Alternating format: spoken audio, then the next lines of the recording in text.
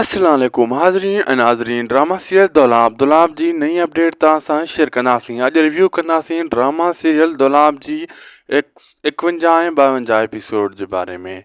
दोस्तों मां ॿुधाईंदो हलां तव्हांखे हाणे शाहनवाज़ ख़ान पंहिंजी गेम खेॾियो आहे जेको उहा रहज़न वारनि जे कंध में पइजी चुकी आहे। हाणे जीअं ई मुराद वारा हितां मोटंदा रहज़न वारनि जे लाइ बाहि ॿारे छॾींदा, छो त हू इहा ॻाल्हि कंदा जेको कुझु असांजे भाउ सां अली ख़ान सां थियो आहे इहो रहज़न वारनि जो हथु आहे ऐं शाहनवाज़ ख़ान जो बि हथु आहे।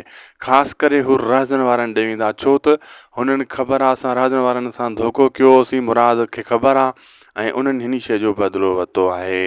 मंसूर ख़ान सां बि हू राबितो कंदा ऐं मंसूर ख़ान चवंदो थी सघे थो उन्हनि ईअं कयो हुजे, छो त उन्हनि खे अली ख़ान हथु अचे त अली ख़ान ॿुधाए न, जेसीं ताईं अली ख़ान हथु न ईंदो तेसीं ताईं ख़बर कीअं पवंदी। अहिड़े हिसाब सां जेको आहे न हीअ घटि कोन कंदा। ख़ासि करे हिननि जे लाइ इहा मुसीबत हूंदी मुराद वारनि जे लाइ त अली ख़ान हथु अची वञे हा, सॼी ख़बर पइजी वञे हा।